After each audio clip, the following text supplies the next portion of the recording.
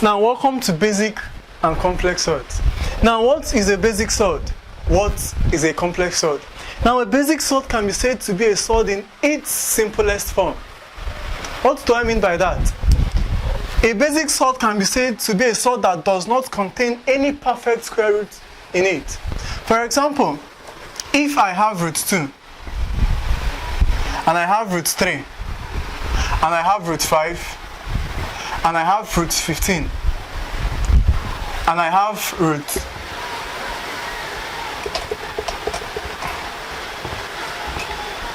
13 and I also have, let's say, root 8. Okay, now these ones are different, okay? Now we have root 8, we have root 20, we have root 50, okay? Now let's compare two sets of salts. Now this is 2, this is 3, this is 5, this is 15, this is 13. Now here we have 8, 20, we have 50. Now if you look at 8, 8 is made up of 4 and 2. So I can get 8 from saying 4 times 2. I can get 20 from saying 4 times 5. And I can get 50 from saying 25 times 2. Okay? Now if you look at this breakdown, you find out that 4 is a perfect square root. 4 is a perfect square root. 25 is a perfect square root. So salts in this nature are referred to as complex salts. Now look at the salts we have here. We have 2, we have 3, we have 5, we have 15, we have 13. Now even if I decide to break down 15, 15 is 5. Sorry, don't mind me. Now 15 is 5 times 3. Okay? And none of this is a perfect square root.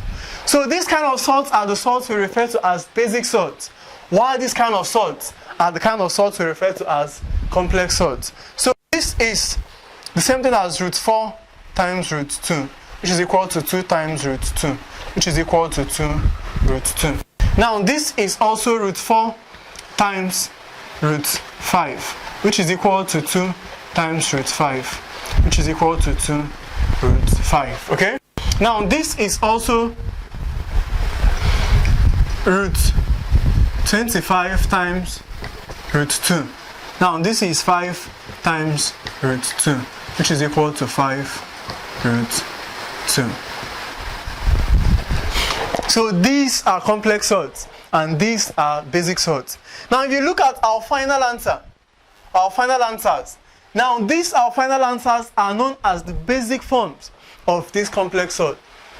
Okay? So every complex salt can still be broken down into a basic salt. And I want to note this.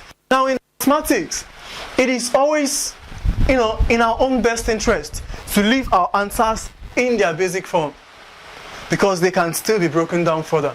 So we are never expected to leave our final answers as a complex salt.